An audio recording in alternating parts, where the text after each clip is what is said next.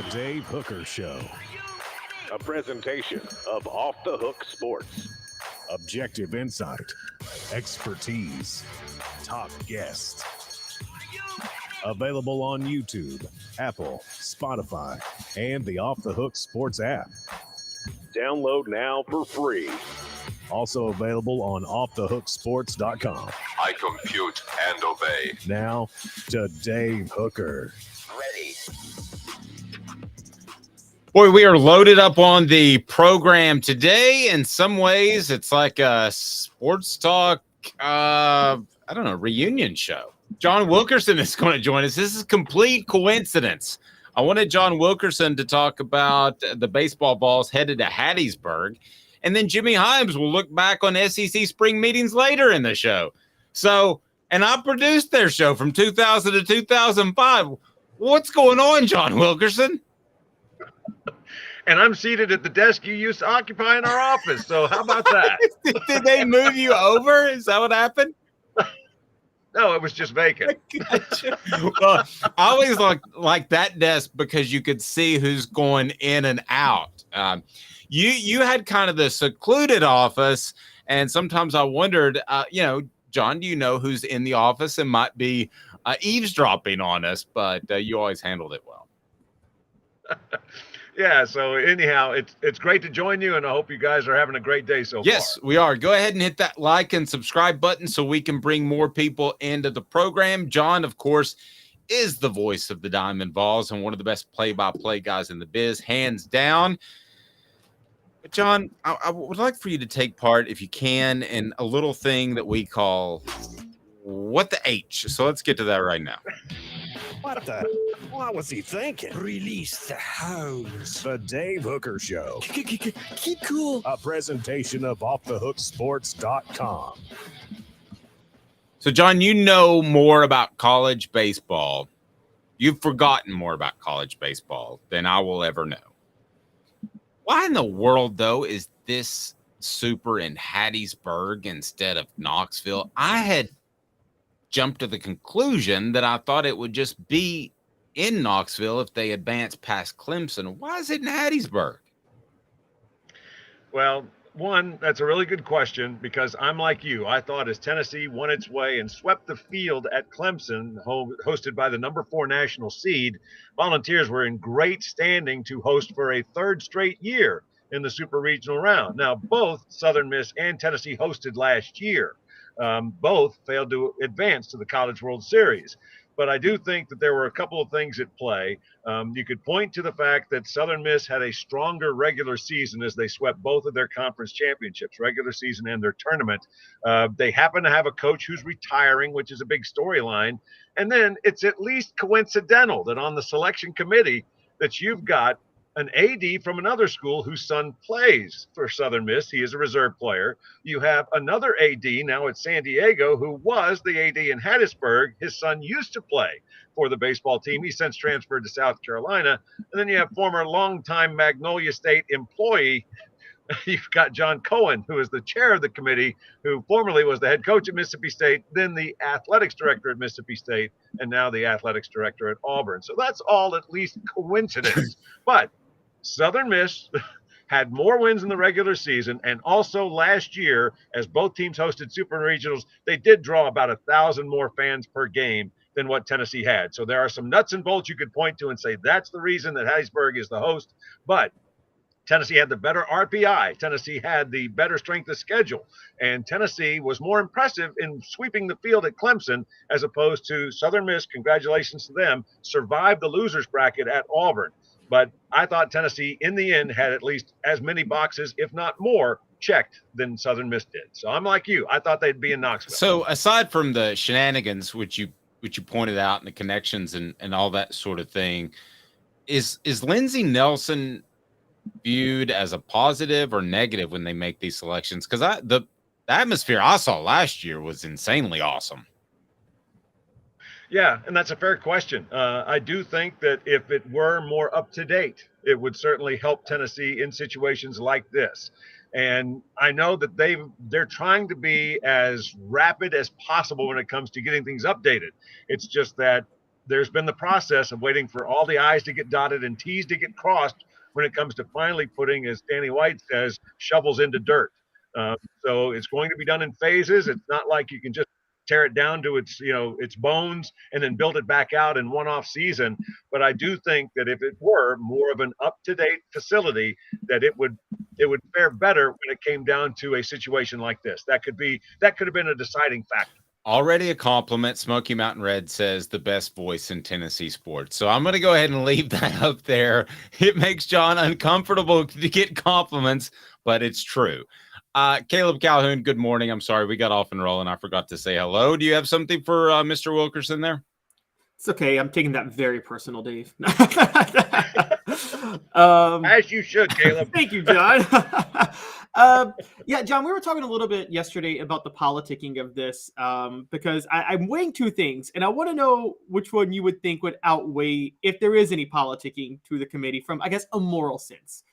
Because on one hand, you have Tennessee that maybe rubbed a lot of baseball purists the wrong way with the way they carried themselves last year. I mean, there's no doubt about that.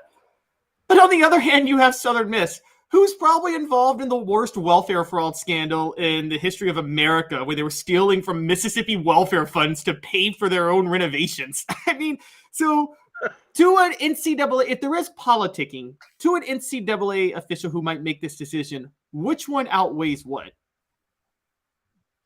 Wow, that's a really interesting question. And I'll say this.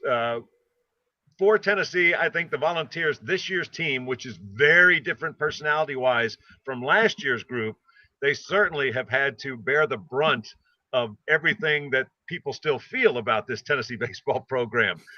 So I think that's at least a fair consideration. And it is also interesting to enter that part of have that enter the conversation in terms of what Brett Favre is alleged to have done in getting some funds that he had hoped to be earmarked for a volleyball facility, since that's where the sport his daughter was playing. So I do think that in terms of the one-to-one conversation, it's probably more of a check mark against Tennessee, since it is within the same realm of the sport that's being decided as to the host site, as opposed to the scandalous things that have taken part in the fact that they did indeed allocate welfare funds for things that were not even close to being going to the people that needed them most. John, I've been to Vanderbilt Stadium, so I'm well aware of the shortcomings that stadiums can have. I look at Vanderbilt, and I still remember getting in the elevator for the press conference. You had to duck down because there was a beam just randomly above your head. So it's not necessarily number of seats that Lindsey Nelson has, but the infrastructure as far as a broadcast entity wants to come in like you, but an ESPN or whoever, and wants to make these things happen. Are there things that I'm not aware of other than just number of seats that work against Lindsey Nelson that are being currently addressed? Well, I mean, and I do think that, one, Tennessee has shown and has handled hosting regionals the last 2 years very well, because they just let you know the lay of the land, that you've got two booths that you're going to alternate in terms of who's the home team, who's the road team. You try and get those paired up as best you can. And I think the staff has done a fantastic job. I don't think there was a single issue that Tennessee had that would be any kind of an embarrassment over the last 2 years when it hosted and advanced from its own regional to then hosting super regionals against LSU and Notre Dame. But I just think when it comes down to the total number of spots available, that's probably something that works against it. And the fact that there would be overflow media because the press box has not been really attended to since it opened back in 1993. They have done some slight reconfiguration in the press box to where you have a bigger area, but you also have a couple of spots that are indeed for overflow media that are right there on the concourse down inside the ballpark.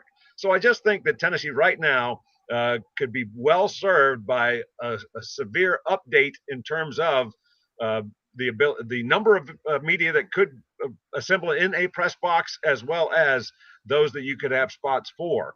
But still, again, I don't think Tennessee has to apologize for anything in how it's handled the last two regionals it hosted. But I also think in a situation like this, that you could look at a more up-to-date facility like the Golden Eagles play in, as to perhaps a pretty significant check in their favor.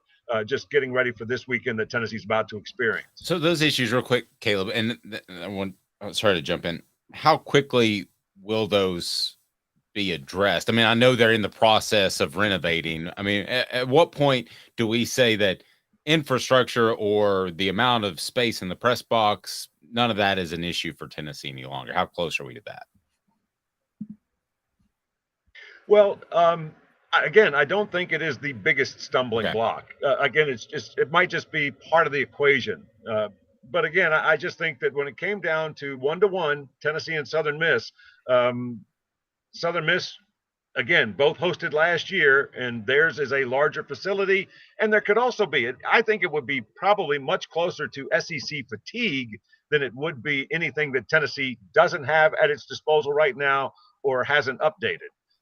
Because you had a record 8 schools host regionals from the Southeastern Conference. No conference had ever gotten that many host spots before. You had 10 teams, which matched the record, that made it. Tennessee and Texas A&M were the only teams that traveled. The other 8 were hosting.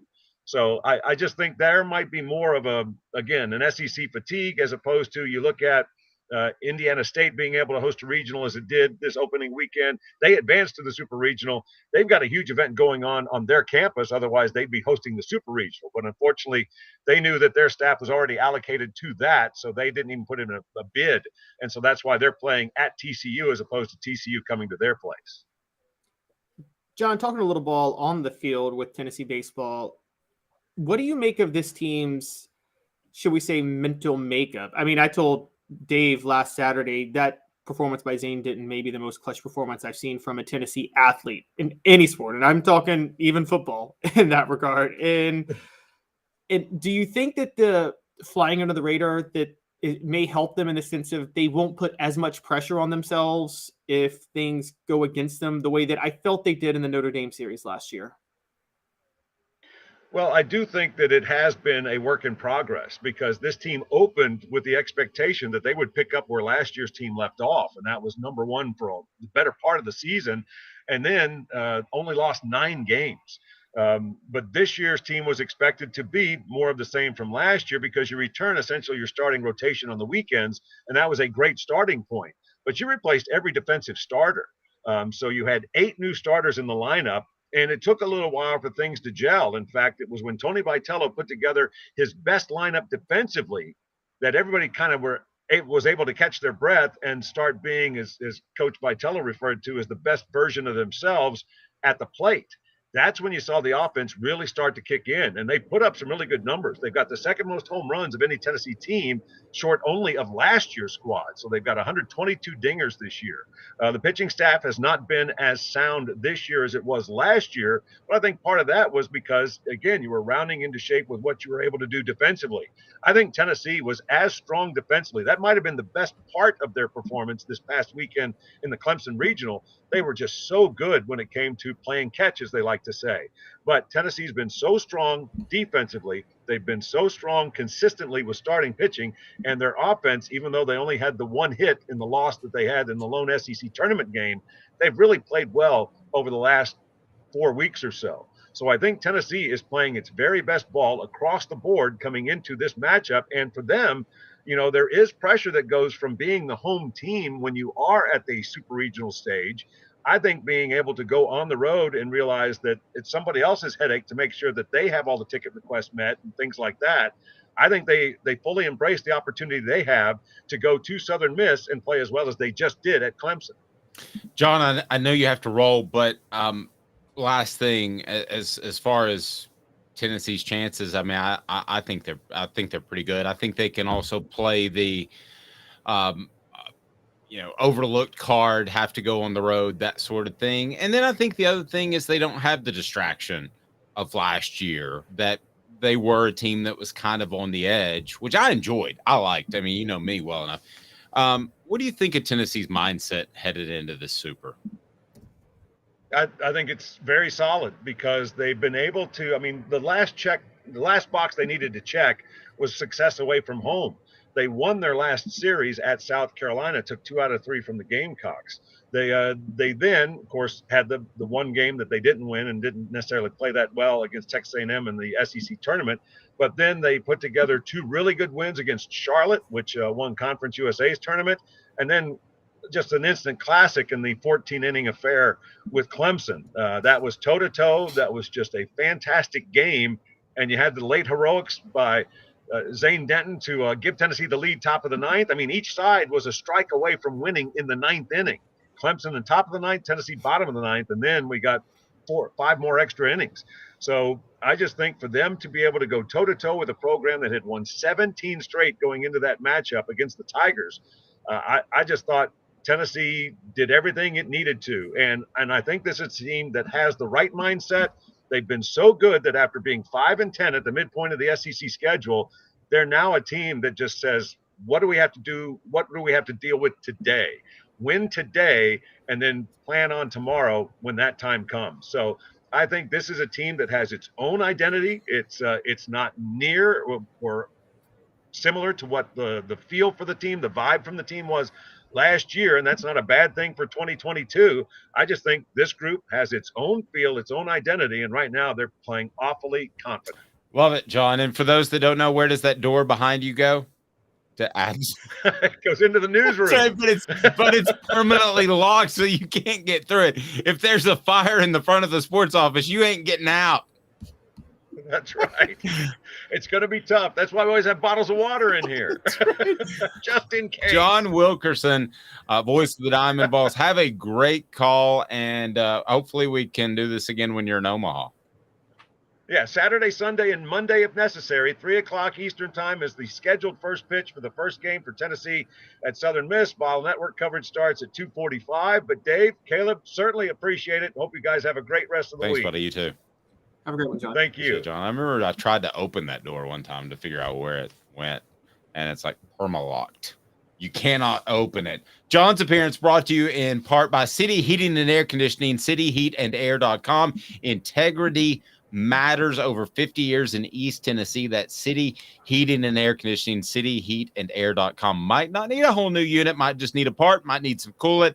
That's City Heating and Air Conditioning, cityheatandair.com. Change gears a bit, talking football as we do that right now. And Caleb, incomers, the topic of conversation, as some were recently highlighted by a guy that I've always liked his work, Craig Hobart, who is a scout at, now is he on 3 or is he, we work together at ESPN? Where is he now, Caleb? I think this article is on ESPN, so I believe he's still on ESPN. Okay, so he's still at ESPN. Good for Craig. And he's kind of compadres with Tom Luganbill there.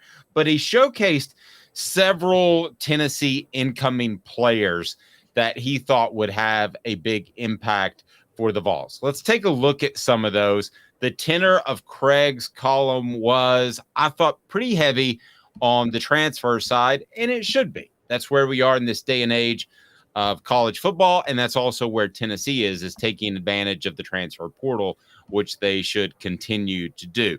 What was your takeaway before we get to 4 downs, just in general, of Tennessee's incoming players and what Craig Hobart had to say? I have one specifically I want to get to, but first, what was your takeaway from that call? Honestly, my biggest takeaway was a good sign for Tennessee, which is that, yes, they're number 16. And for those who don't know, this is ranking the combination of your recruiting class plus your transfer class and who's going to have the most impact. I think being number 16 is a very good sign for Tennessee, only because, yes, there were 4 SEC teams ahead of them, but those SEC teams were Arkansas, Ole Miss, Auburn. Actually, excuse me, I think just 3 SEC teams. But the reason I bring that up is most of the teams you'll see on here were teams that were mediocre to bad last year and are just desperately trying to revamp their program. You don't see a lot of top 10 teams in the top 20 on here from last year because this is about looking for instant impact players. So for Tennessee to be in the top 20, having been in the top 10 last year, is a good sign. Now, that number 1 is USC, and they were top 10 last year, but they're not in the SEC. It honestly... The more I think about it, USC maybe more dangerous than I thought. yet. With conference realignment, who knows? A couple of weeks, they may get announced from moving to the Big Ten to the SEC at SEC Media Day. No, I thought the very same thing. I mean, to be 16 and even be on this list, and you look at the number of returnees that Tennessee has defensively. I know the offensive line is in a slight rebuild with Darnell Wright, but you have a new quarterback, obviously, but I think Tennessee feels good about where they are there. I think to be at 16, and if you can, give me the other SEC schools that are ahead of Tennessee, but I want to break down some of these impact newcomers. As to be at 16 is a very positive sign because there aren't a lot of places for guys to come in and play. You would say linebacker, offensive line, there's always room for a defensive lineman or two, such as defensive tackle Omar Norman Lott. I mean, there's always going to be room for guys like that. Receiver they could use. I think their receivers were fine without Dante Thornton, but he comes in. So the fact that you have some availability and you fill that, I think is a very positive sign. So say 16th best in the nation or not, which would be, I guess, 4th in the SEC. I still think that's pretty good. Sorry. Yeah. They're what? I think they're 5th. I think I got it wrong. But I'll say, okay, so going through them. So the one that's ahead of Tennessee that they should be concerned about, and it's the highest ranked in the SEC, and for this is for all of you who say I'm a homer for LSU. I'm not.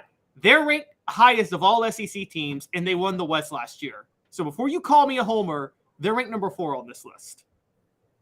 4 is impressive, but not surprising. You would think there are a lot of guys that perhaps went to another school that are from the state of Louisiana. So I would think that would be a natural transfer portal type of move to get guys to come back to the state of Louisiana. So I'm not surprised. I don't think that Brian Kelly will build his program on transfers at all, but I think he's going to have the ability to go out and cherry pick some guys, kind of like how Alabama did with Jahmyr Gibbs. So I'm still not 100% sure the evolution of college football, if this is going to turn into 60% transfer guys, 70% transfer guys, or 20% transfer guys. I don't think you and I know right now, Caleb. But right now, I like the approach that Alabama has, and that is build strong from the high school ranks and be strong within and add a couple of really good pickups like they did with Jahmyr Gibbs last year. So that's kind of where I see it going, but I'm still not 100% sure. So who else in the SEC is ahead of Tennessee? And then we're going to break down their newcomers as 4 downs. Okay, and now we get to the people they shouldn't worry about, because number 8 on this list is Auburn. I think you and I both agree that's a desperation because they needed the transfer portal because they just totally rerouted. Yep. New coach, a lot like Josh Heupel when NIL came about. When you had the new coach, which in some ways I think is a benefit to getting NIL funds put together. You have a new coach at Auburn and Hugh Freeze, and the boosters there are going to spend money. So not surprised to see them at all, and they need help. Desperation might be a little strong, Caleb, but they do need help. All right, who else?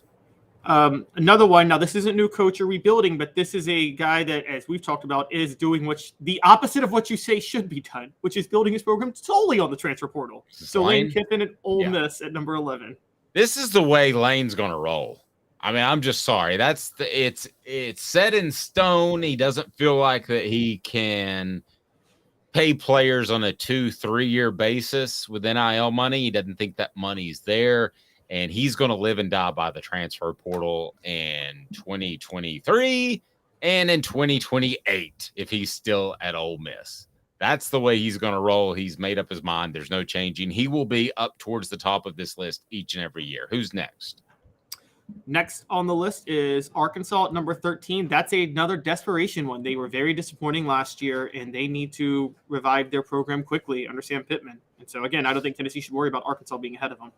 And I love Sam Pittman. And I really respect Arkansas's program. People hear me rip on Missouri all the time, but I thought Arkansas was a great fit back in 1992 when they added them to the conference. I love a lot about that program and Sam Pittman, but my goodness gracious, do they have any chance of competing with Oklahoma and Texas in the conference when Arkansas was known for recruiting those areas and saying, hey, you get to play in the SEC. Well, hey, now you get to stay home and play in the SEC.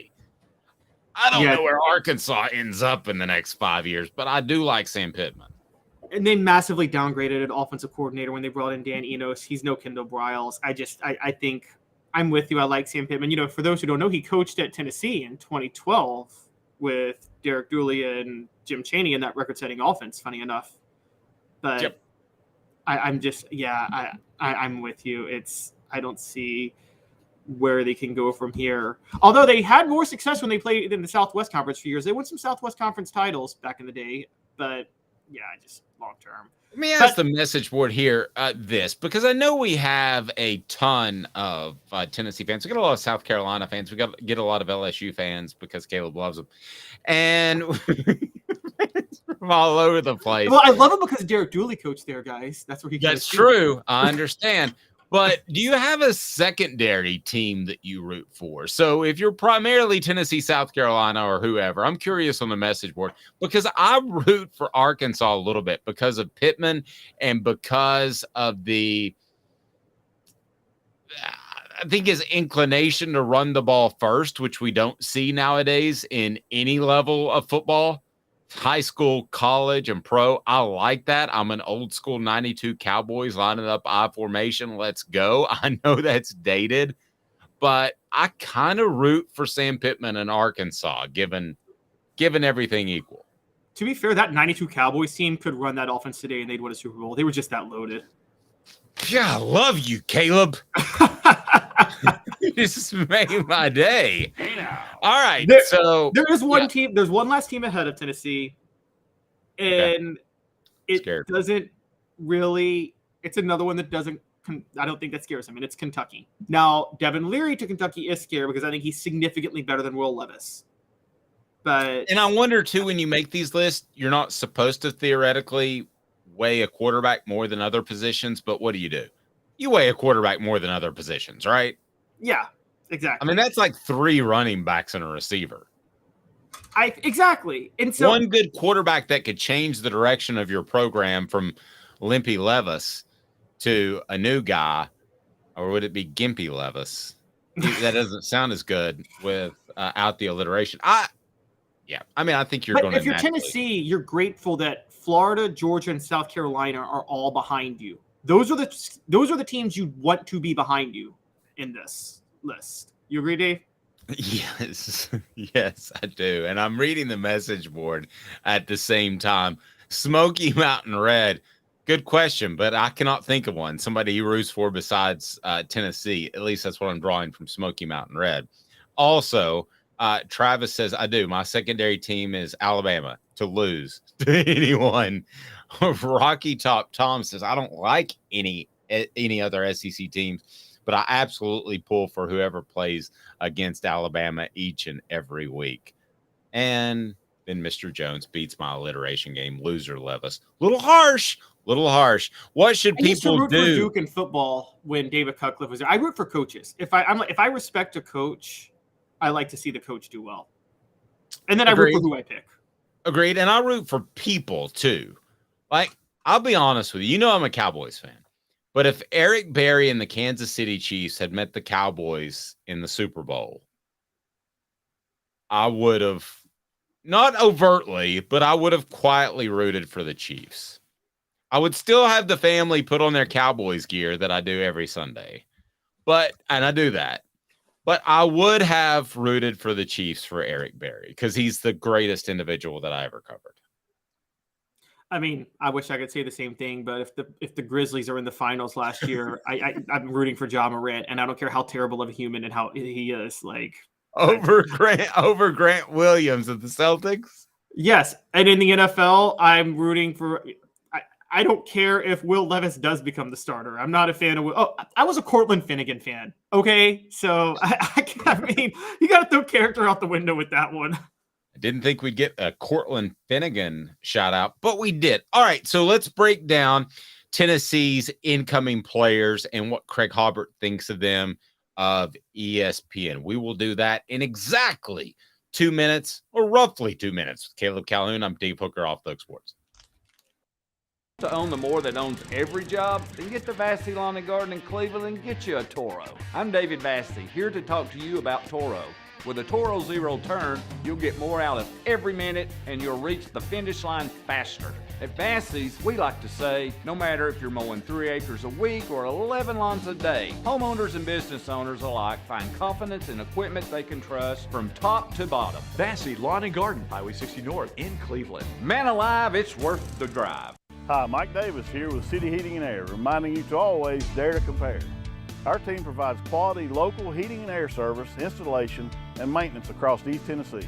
We use only the best equipment like American Standard heating and air conditioning for your residential, new construction, or commercial needs. Honesty, dependability, and customer satisfaction have been the cornerstones of our business since 1961. City Heat and Air. Dare to compare.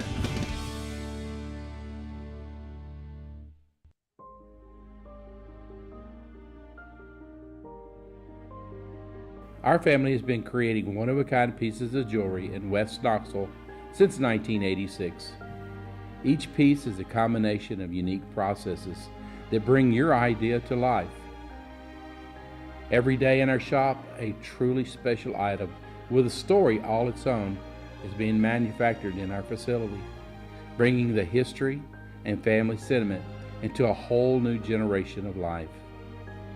We are grateful that you chose us to be Knoxville's best jeweler, a title that we value and respect. Because to me, being a jeweler and owning a jewelry store are not the same thing. I'm Rick Terry, I'm a jeweler, and we want to be your jeweler. Kingston Pike and Campbell Station Road in the heart of Farragut, and downtown on Gay Street right next to the Tennessee Theater.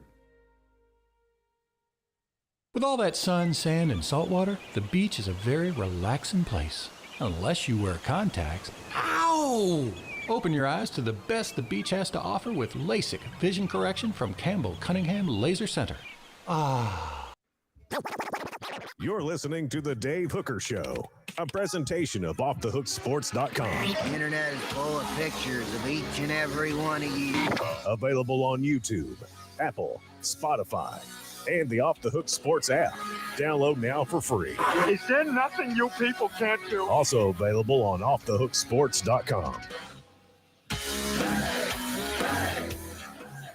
Travis says Dave loves this. I wonder if he's talking about the hate on the message board, because I do love the hate on the message board. Smoky Mountain Red, I'll post. Yeah, I hate all other SEC teams. Rocky Top Tom, though, does say, I would truly like to see Arkansas do something just because they used to be great and our annual game with them used to actually mean something. Thank you for playing along, Rocky Top Tom. Whereas Smoky Mountain Red follows up with, they can all lose every game and bowl games as well. I'm not a root for an SEC team and a bowl game fan. The more they lose, the better it helps in recruiting. Actually, very true. But I do. I'm so, the whole, SEC, Big Ten, my conference is better. That was cool when it was 10 teams to a conference.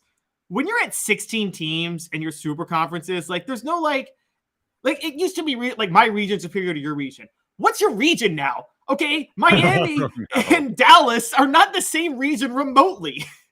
Yeah, my region is Rutgers and Ventura Boulevard at the same time. In LA. Yes. Those are my regions now. All right. What do we need to do, Jacob? What's up, everybody? This is Jacob Warren asking you to like, subscribe, and share.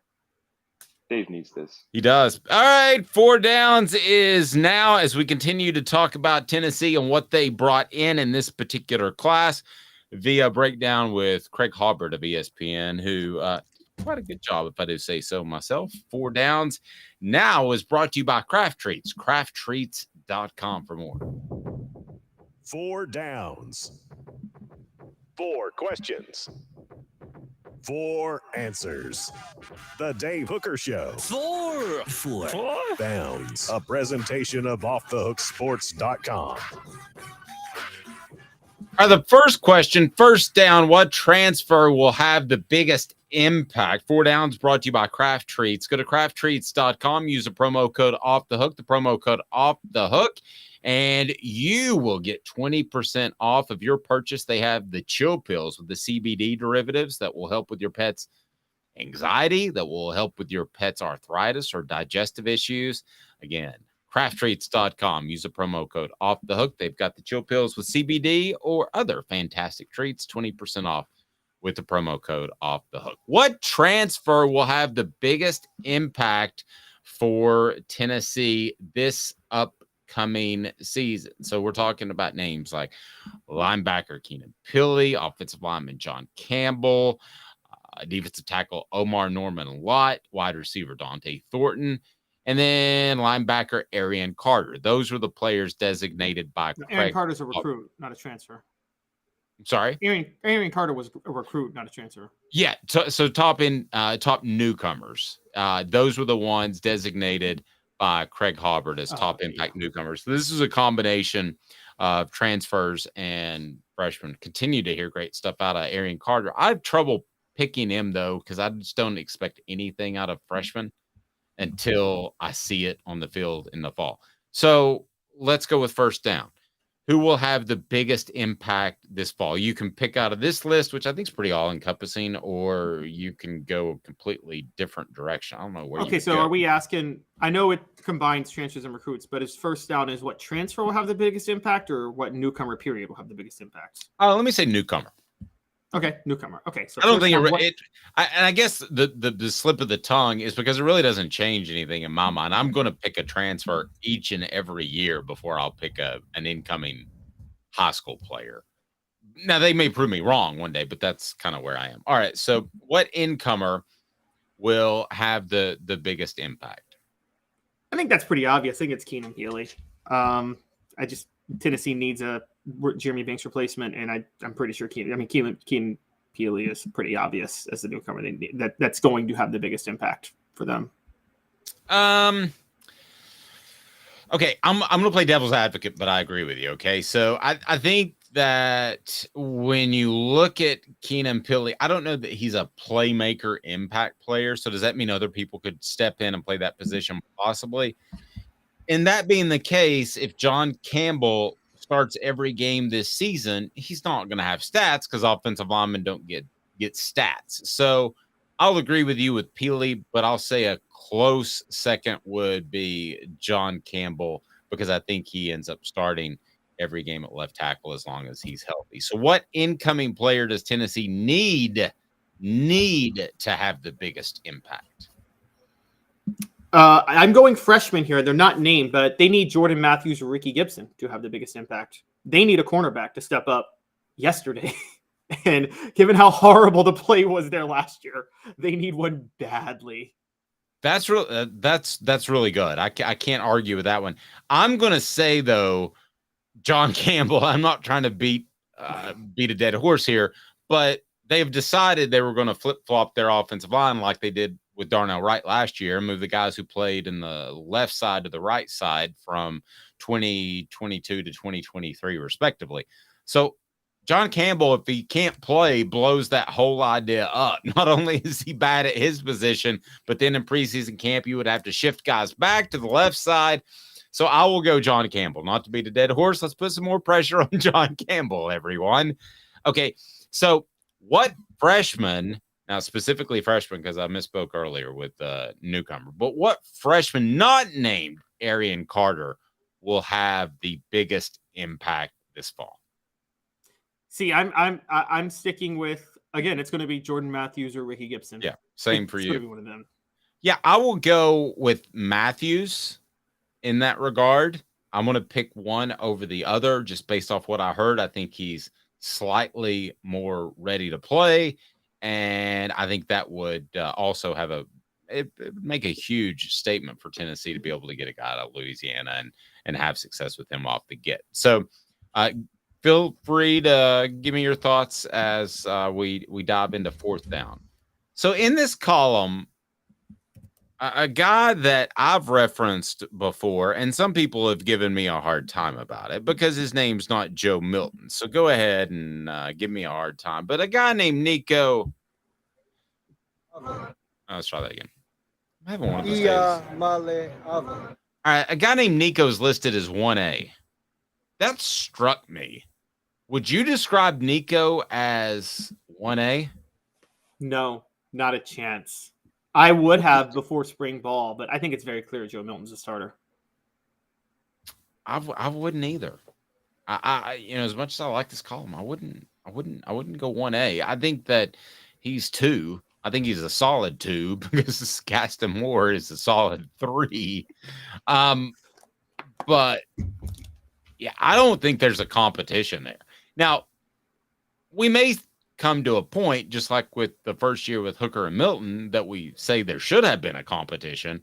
But I don't get any sense that Tennessee is vacillating on its quarterbacks. Another note, name we didn't mention, Ethan Davis, and that's a pretty good one. Ethan Davis is an incredibly athletic tight end. Could he come in as a freshman and have an impact? Absolutely. I could see him having 20 catches, a couple of significant ones, because he's that athletic. I think he's a bit of a project. I think his best days are going to be ahead of him, like the 2024 season, but that's a good one. I like that one quite a bit. So, but Caleb, ultimately, when we talk about Tennessee's biggest incoming players, it seems like Peely is the one that is the most sure thing. And that was your pick for biggest impact. So, Peely, I think Keeley seems like the easy one.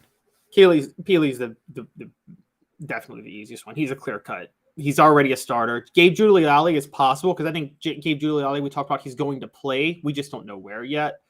But he's going to play somewhere in the secondary, but he's not going to start anywhere. We know Peely's going to start.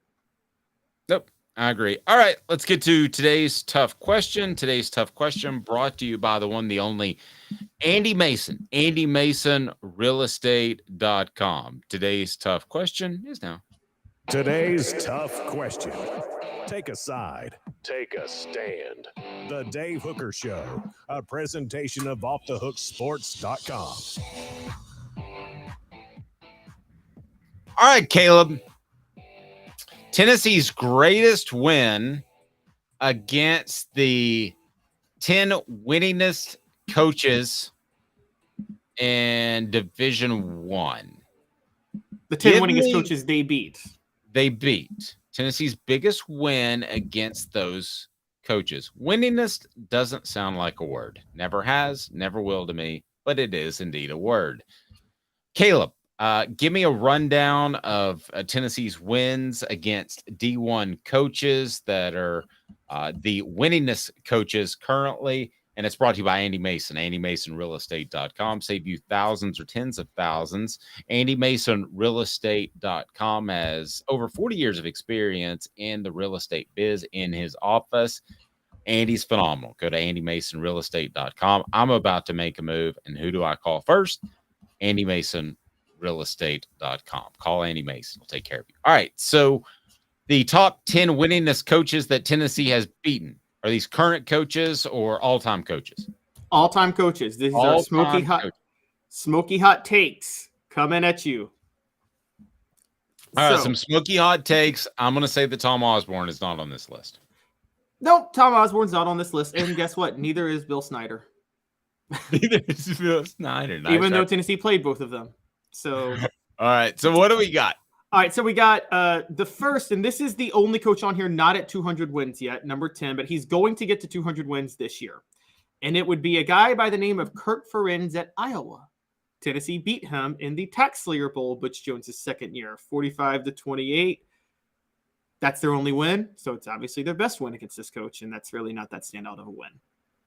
Yeah. Beating Iowa in anything is I don't know, about as sexy as a Yugo back in the day. What else we got?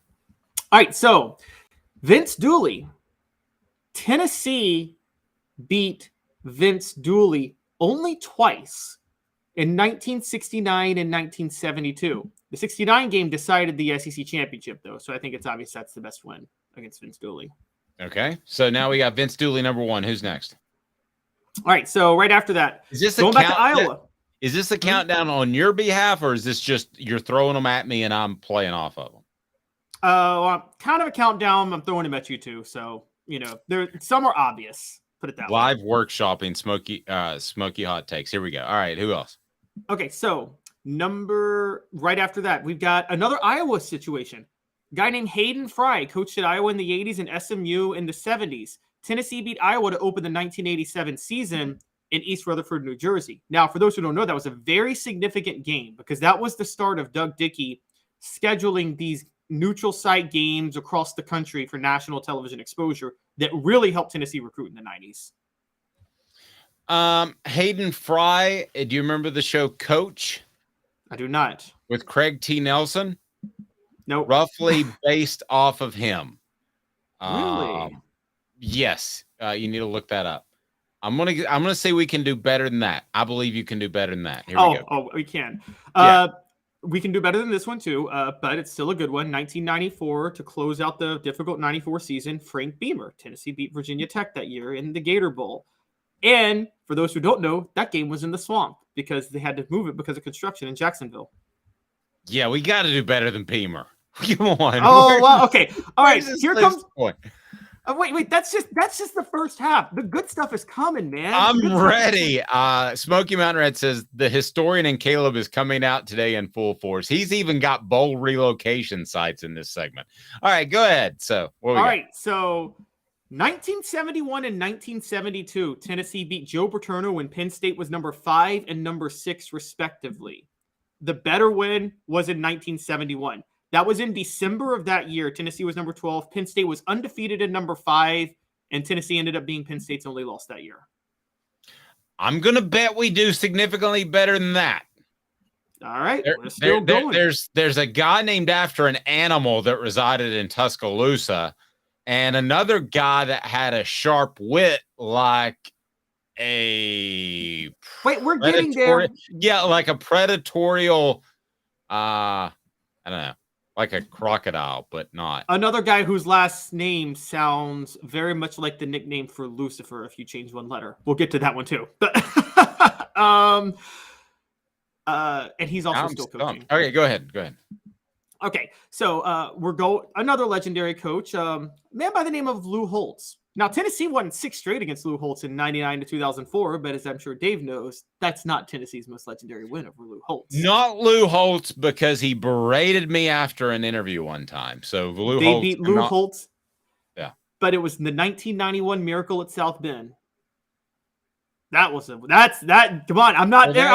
Okay, well, that's the one. Yeah, that's the one. No, forget 99 to 2004. None of those matter. No. Well, forget the rest of your list. I mean, that's the one. If it's Lou Holtz and it's the Miracle at South Bend, how are you going to top that, Caleb? So wait, you're saying we can do better, we can do better, we can do better. Now you're like, how are you going to top that? Yeah, I'm digging my heels in. Okay, wait. Some of those guys on those teams are watching and I don't dig my heels in, then I'm going to be in trouble with the Mike Stoles of the world. All right, I'll top this. You know, there's this guy by the name of Steve Spurrier. Yes. That Tennessee beat in 1989, 1990, 1992, 1988, 2006, 2007, 2009, 2013, 2014. But I'm going not 1998, but 2001. I would go 2001 too because he hung it up after that. Yes, Tennessee forced him to resign from Florida. And that is a close second to the Holtz Miracle at South Bend. Okay. Okay. Well, I still think I'm about to top the Holtz Miracle, but all right. There's one is not. Oh wait, you got Bobby Bowden. Yeah, I've got Bobby Bowden. 99 Florida State. Well, that's a national championship. That's going to be tough to top. All right. Finish your list. There's 2 more, and these are the 2 debatable ones. Okay. Actually, no, one's not debatable. One's not debatable at all. Spurrier was more debatable. Tennessee's beaten Nick Saban twice. Geez, I wonder which one was the most memorable win. I think it's very recent. I think it'd be last year, yeah, for sure. All right, yeah. So we got a Saban one in there. What else we got? Okay, now here's where the debate comes. Tennessee beat Bear Bryant quite a few times. Yes. Now Dave, who is biased to his era, and when he watched, might say, you probably remember 82 Alabama, right? Or were you a little too young? No, I was 8. Okay, I remember some things at 8. I was 8 when Memphis beat Tennessee. I remember it. No, I don't remember. I remember the catch by Dwight Clark, but I don't remember. That was in 80. but I don't remember 82, the Tennessee-Alabama. Okay. Well, that's what everybody would say for Tennessee beating Alabama, for Tennessee's best win versus Bear Bryant. Well, last year's win was bigger. Yes, and that's not Tennessee's best win versus Bear Bryant. Okay. Well, any win over Bear Bryant is going to be topped by the win last year because the duration is going to be roughly as long, and this was a bigger upset. And for a number of reasons, I don't see any of the Bear wins being bigger than last year. No, I don't. I'm not using recency bias. I hope you know that. I'm with you on that. But here's the thing: none of the Bear wins. Tennessee's best win against Bear Bryant was not even when he was at Alabama.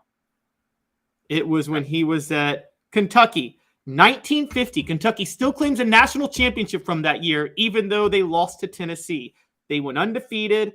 They're going to play Tennessee in Knoxville. Tennessee is the better team. Kentucky's the better team, clearly the better team. And the day before the game, the worst blizzard in the history of the Appalachians hits. And Tennessee, knowing Kentucky was the better team, decides to not shovel the field for the game. There's 13 turnovers in the game combined. Tennessee wins 7-0. Tennessee goes on to win the national title.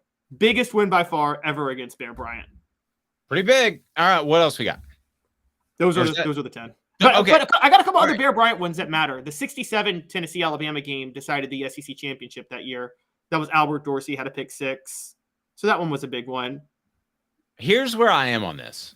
I think that you have to pick the national championship game. That's beating Bobby Bowden. If you're just tuning in, go ahead and hit that like button, subscribe if you haven't done to this point. But like button brings more people in. So it's the top 10 winningest coaches in college football history. Which Tennessee victory over one of those coaches the most significant? So to me, it's got to be the national championship, right? Bobby Bowden. I mean, that even though that game, Tennessee was significantly better in that game. And I never thought they were in any danger of losing that game before, during. I just didn't think that was going to happen. So that has to be number one. And then you have shifted the landscape a little bit by beating Steve Spurrier. And then you get the big win last year. So I think 2 is very debatable. If you want to go Spurrier 2001, it caused him to hang it up, and you had an opportunity to play for a national championship if you take care of your business in the SEC championship game, which they did not. Caleb, I'm having trouble after the Bobby Bowden one. Who would you have as 2? In the moment, I would probably go 2001 Florida. Because I'm going to be honest, I would put 2001 and 98 Florida over last year's Alabama game. I think both were more significant. I think the game being moved to December because of the terrorist attacks, Tennessee being 18-point underdogs. I mean, that was the watershed moment of the Tennessee-Florida rivalry, was the 2001 game. And so I would go that. I would actually go 98 Florida, number 3. I know we're picking one per coach, and then I would pick 2022 Alabama for number behind them. No, I don't have any sort of argument with that. But man, the more I think about it, the 98 win was so big because talking as part of our Celebrate 98 series, and we'll have Steve Johnson, who caught the interception to end the national championship game. But I look back at that, talking to those guys about that 98 season, and really they thought they had it won when they beat Florida in September. That even the national championship game was a bit of a letdown. So some of those players might actually have it number 1 over the national championship game. As bizarre as I know that sounds. I was 10 years old. I was just getting into following football. My brother was a hardcore Tennessee fan, and I will never forget, like, the day of that game. My brother this is 25 years ago. My brother being like, if Tennessee can just win the night, they should go undefeated the whole year. And then Tennessee beats Florida. And I will never forget, the first thing my brother says right after the game is, they should go undefeated now. And so it seems like you're right. The sentiment among Vol Nation was that because they finally got over the Florida hump, they shouldn't lose a game the rest of the year. It just because that was such an albatross around their neck the past few years. And so you might 98 or 01, either one, you could go either way. Florida was number 2 in both So I don't know which Spurrier win was bigger. I just think in the moment, there was something special about that 0-1 game because nobody was giving Tennessee any respect in that game. Okay, so I'm going to go. You have to go to the national championship, but I am going to say second to that is a tie between 2001 Florida and Steve Spurrier, 98 Florida and Steve Spurrier, last year Alabama and Nick Saban, and I can't leave out Lou Holtz and the Miracle at South Bend. I just cannot leave that out. See, that didn't have any implications really, though. Notre Dame, neither team was playing for a national title. Like, that game was exciting for in the moment. But, I mean, implications long-term. I mean, I got 1950 Kentucky over that. Winning at South Bend in the way they won? How many? 1950 Kentucky, though, was like that game, Tennessee won a national championship off that win. National championships always win, don't they? I mean, yes.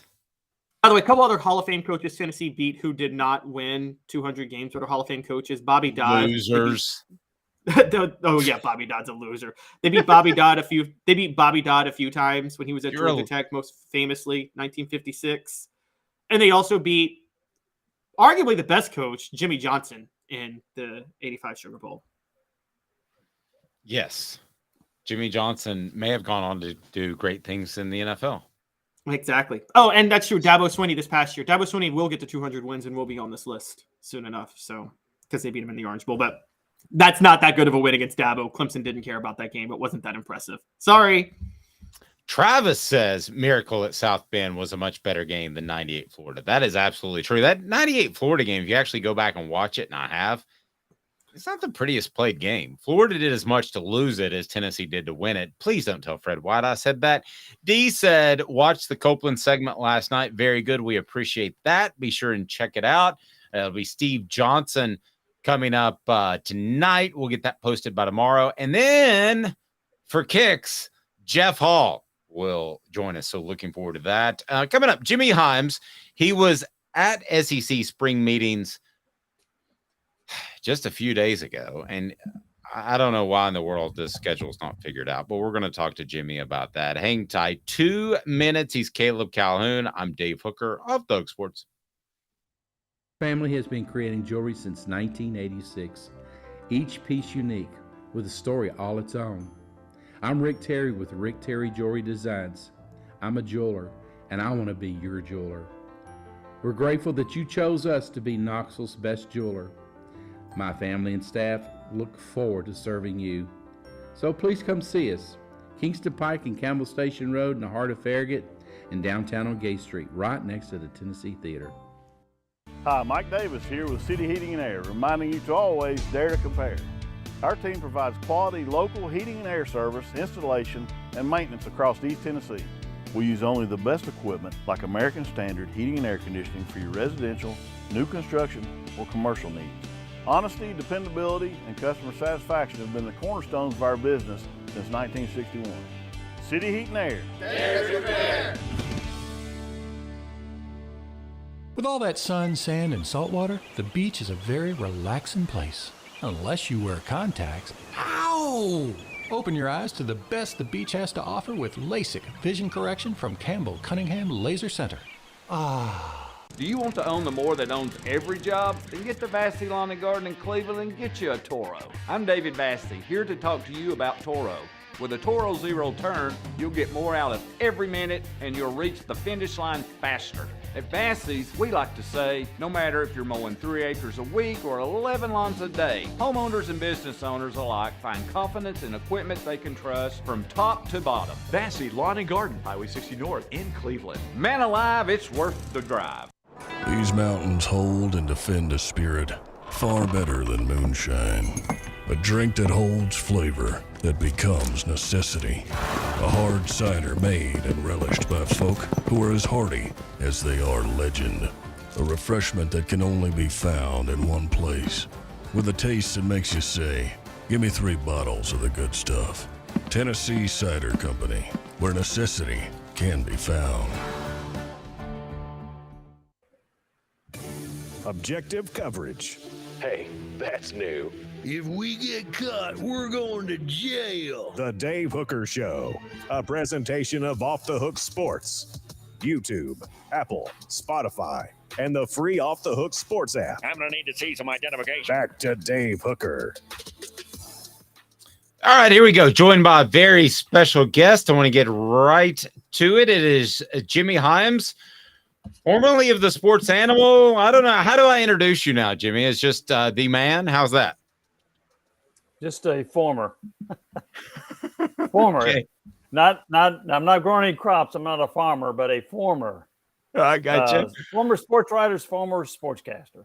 Yes. Well, and coincidentally, to talk baseball, we had John on earlier today. So it's like a reunion. Maybe I should give Dave Nathan a call. There you go. And I'm sure he's got some lamp that he would be willing to sell you. You know what I'm talking about, right? Yes, I do. All right, so I want to get right into this because I just thought the flow of news was so interesting last week at SEC spring meetings. You have Greg Sankey come out and says we want to get this taken care of, this schedule thing, and we want it to be 9. And you never set those expectations out there. I would have told him that on Monday. But he did, and then they basically got nothing done. So what in the world happened in Destin? Is everybody just boozing it up on the beach? They just had well, no, they don't do that. I'll say that. That's those meetings are they go around the clock. So they just couldn't make an agreement on stuff. They had different opinions. I am convinced that on Monday, Greg Sankey thought he had enough votes to go to a 9-game schedule. But Nick Saban, I strongly believe publicly because I asked him because he didn't like the 3 permanent opponents that he saw Alabama was going to get. To which Greg Sankey said, we're not playing a 3-game schedule. There's 6 other games you can play. So also you had some folks that wanted more money. If they're going to go to 9 games, they wanted ESPN to pony up and pay a little bit more money. ESPN was not willing to do that yet. Also, there were the playoff implications. If you're a 2-loss SEC team, you're probably going to get into a 12-team playoff, right? But what if you got 3 losses? What happens then? So that was a concern about the SEC beating up on each other. So those are some of the factors. Another factor is there's some schools that want to get to 6 wins. They want to get to a bowl game. And so that was another issue with why they had a split. I think Sankey went in thinking he had the votes. The last vote I heard was 9-5 against going to the 9-game schedule against the 6-3 model. Now they're going to revisit it, and I've heard people say they're going to revisit it next year. No, they're going to revisit it soon. They will have this hammered out, I believe, before the end of this year about what they're going to do.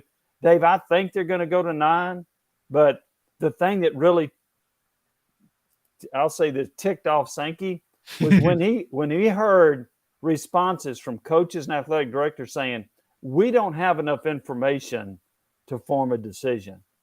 And he said, one more piece of paper is going to make a difference.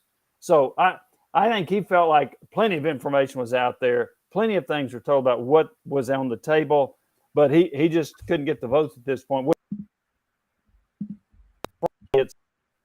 Portions of the program brought to you by Vassy Lawn and Garden. Man alive, it's worth the drive with their buying power in Cleveland, Tennessee. Come from Nashville, Knoxville, or Chattanooga for your industrial and commercial mower needs. Toro, count on it.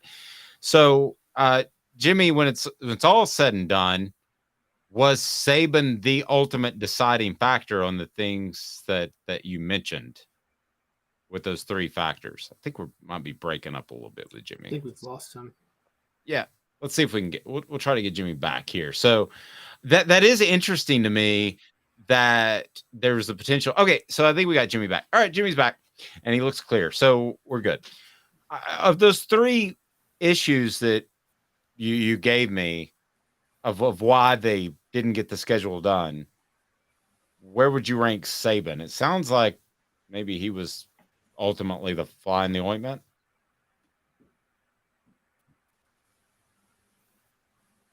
Had an impact now, but when you heard some of the other coaches, I didn't hear as much about I don't like permanent opponents. I heard other I think a strong argument was we want more money from ESPN. The president came out and said that. And the feeling was if ESPN had ponied up and paid more money, not exactly what that amount would be, I don't know. But if they ponied up, I think we'd be looking at a 9-game schedule right now. The other question mark about what's the college football playoff going to do if you play versus losses versus 2, the answer. Those two played the Saban night. Yes, Saban backed off, and we did hear the Athletic talk about how he felt like, what's going to happen if you have 3 losses scheduling. And he mentioned for Alabama, he said, we got 2 Power 5 teams scheduled for the next 10 years. What are we supposed to do? Are we going to play a 9-game conference schedule and then 2 Power 5? Are we going to have to buy out of these contracts that we have? So some of that came up in the discussion with Greg Byrne. Jimmy, it's funny you brought up the ESPN thing. Dave's probably going to kill me because I'm probably going to accidentally get like our SEC Media Days credentials like revoked in a couple of years. But awesome. I have been very critical of Greg Sankey, and I think there's been a little bit of Emperor has no clothes where we just because SEC leadership's been so good for so long, we just trust everything going on. But isn't it a bad look for Greg Sankey that, one, he did negotiate an ESPN deal that he was very clearly underpaid for? You look at the Big Ten now, they get more than twice as much money than the SEC, even though the SEC has a way better brand for their 16 teams, given the revenue they generate. And then he can't keep his troops together for this 9-game SEC schedule that he thought he had. Mm-hmm. I mean, how bad of a look is this for Greg Sankey? Oh, we lost. Did we lose him again? I think let's work on Jimmy. Bring that up because that was there you go, Jimmy. We got you now. The other day, the feeling was, well, if Mike's way, remember, been the commissioner, he'd have gotten his way. Slive had a way of convincing you to come on his side of the argument. Idea. He was really good at that. But Sankey was unable to get this done. The other thing about the contract up, not only is the Big Ten getting more money, they've got a 7-year deal, so they can renegotiate in series. The SEC deal, and then increase it when I do. It's not.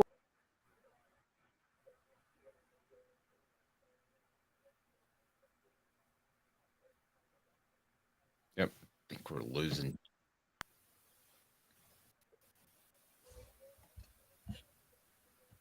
Jimmy, I think we're having some connection issues for some reason, but great job as always. I find it very interesting that Nick Saban at least pushed maybe the movement towards not having a permanent schedule. He still has an awful lot of power. There's no question about that. Oh, we lost Jimmy. All right. So Nick Saban comes in and he's the fly in the ointment that blows things up. Does that surprise you, Caleb, that he still has this much power? No, but I heard some of the words Jimmy Hyams was bringing in there, and he brought a great point. I think he has that power because Greg Sankey doesn't have doesn't lead with an iron fist the way Mike Slive and Roy Kramer did. I didn't even think about what Jimmy said, but yeah, a 10-year deal for $3 billion, and the Big Ten can renegotiate from their 7-year deal. Their deal, which is worth way more in 7 years. I didn't even think about that. The SEC could be locked in this bad deal when the Big Ten doubles on their $7 billion deal. I'm sorry. Like, Kevin Warren and the new Big Ten commissioner and Jim Delaney, they've just been much more competent, and they've just been smarter than the SEC. They are. They've just been smarter. Agreed. Let's see if we can get Jimmy back. Jimmy, I think we got you back. I do find it interesting that Saban still has that much power, even though you could argue he's not the ahead of the preeminent program in the SEC right now that Kirby Smart is. So I'm sorry, I didn't hear it. When still having a lot of power. Was that your comment? Yes. Yes. Yes.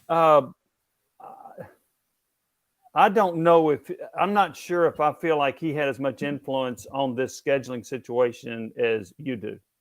Because I think the other factors, again, I didn't hear any other coach talk about what Saban did, and that was, I don't like permanent opponents. I'm talking about from the SEC meetings. Now, maybe they got fine with when he do this behind closed doors, but he was the one that was the most vocal that I heard about the permanent opponents. Why? And you can schedule around that. It's funny that one of the beat writers at Alabama told me, Alabama not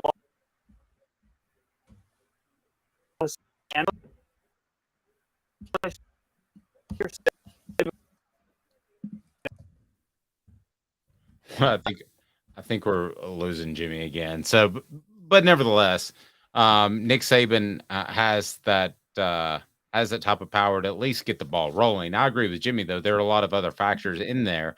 And I'm just a little surprised, Jimmy. I guess I'm a little surprised. We'll bring Jimmy back in here. I'm a little surprised that ultimately it didn't get done. I think we lost Jimmy again. Jimmy, we'll reconnect at another time. My apologies. I'm not sure what's going on there. Kirby Smart, though, by the way, saying that finishing second in the SEC is a trap game. Caleb, your thoughts on Kirby Smart saying that and why? So this is talking going down the road in 2024 when the SEC gets rid of the divisions and the college football playoff expands to 12 teams. Kirby Smart brings up a great point. He was thinking, oh, if you finish second in the SEC and you lose the SEC title game, then you got to go right back to a first-round playoff game. Well, then you were better off being the third team in the SEC and having had the rest and played in the first-round playoff game. Well, I mean, I think so. I always ask this question when somebody brings up some sort of issue like this, especially when it's Kirby Smart or Nick Saban. So what do you think is the end game by Kirby Smart for even bringing this up? I think Kirby Smart wants something done to address just the lack of incentive that you might have for playing for the SEC title. I mean, I actually think that I think there's some legitimate truth to that. Now, I think where he's trying to get to, and this is where I would get, he wants to make sure that I think Nick Saban's more ridiculous. I think Kirby Smart's shooting from the hip. I think what Kirby Smart's trying to get is he needs the committee to understand that a team that finishes second in the SEC should at least host the first week of playoff games. Put it that way. They should at least play a home game the first week.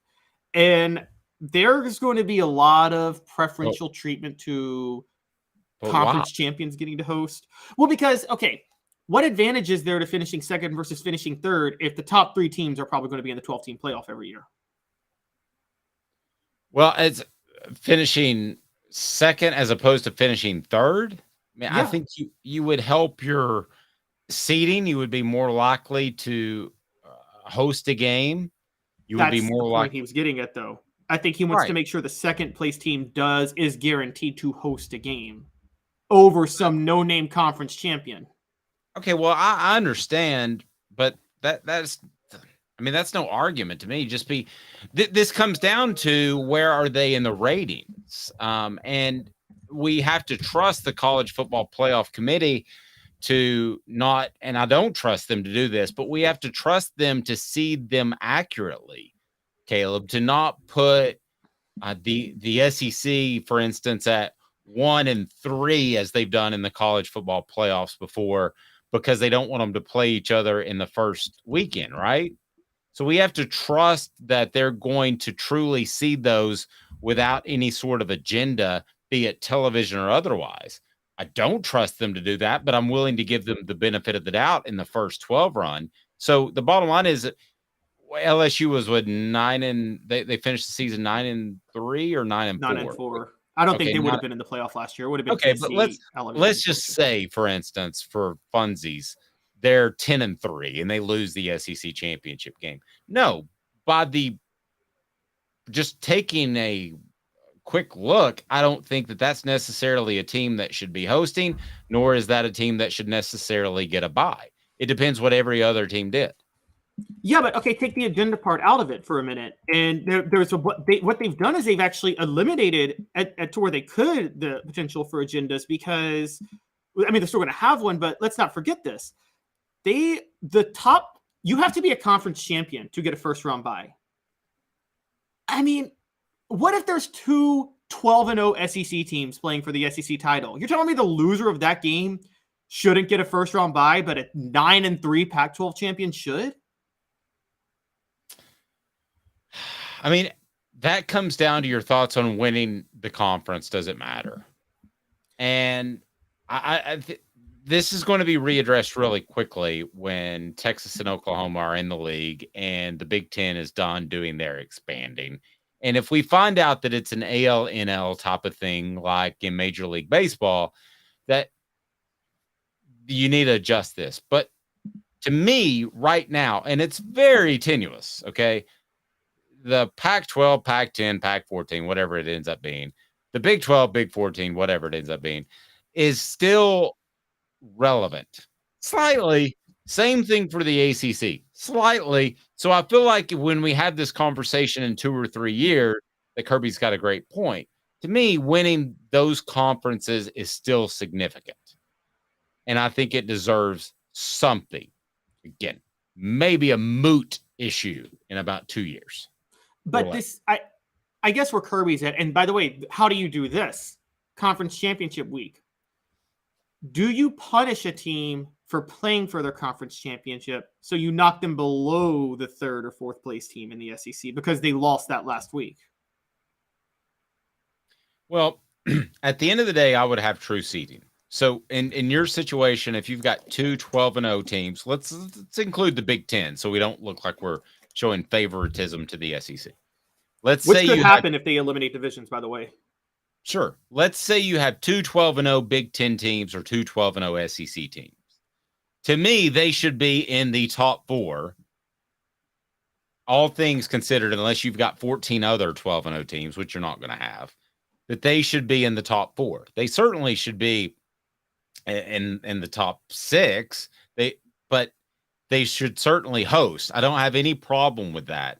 If you actually do want to arrange in that order, Caleb, I think they're hoping to keep these conferences alive. So I feel like we're almost having a conversation with somebody that's about to pass away and what to do with their will. Yeah, you want to pay them proper respect, but I feel like this is going to take care of itself in a matter of time. It's the worst analogy I've ever made. Caleb. Okay, but when that happens, when it becomes AL-NL, just add a game to the schedule and get rid of conference championship games. I guess that's what I meant. Just look, it's good for money and it's fun, but it's imagine if this was the NFL, okay, and you had like the top 2 teams play for the division championship, like before the wild card round of the playoffs. That would be horrible. Like it would. So I don't think this is. Rocky Top Tom says that's a great analogy. My death analogy. Very Kevorkian of me. I mean, yeah. Okay. So let's argue this for a second.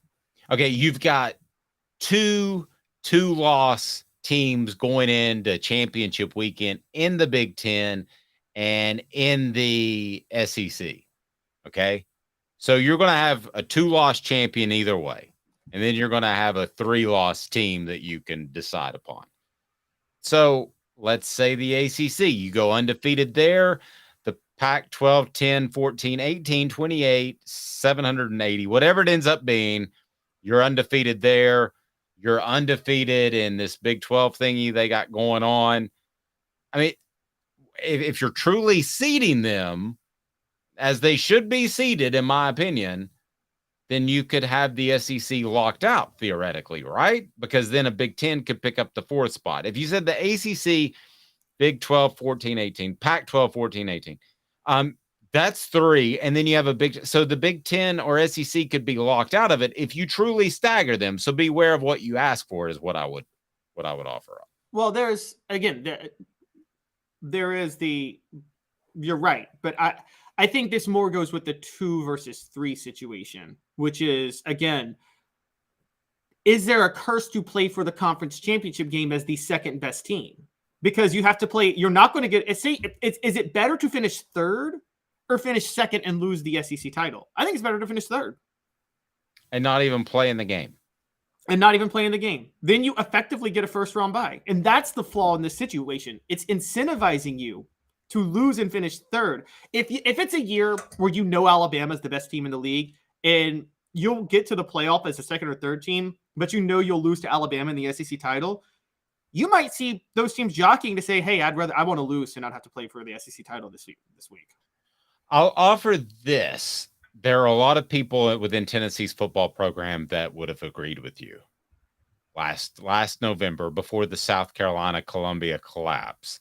There were a lot of people that saw that as, the goal was always to get to Atlanta. That was their goal, is to get to Atlanta. Well, that was gone after what happened in Athens.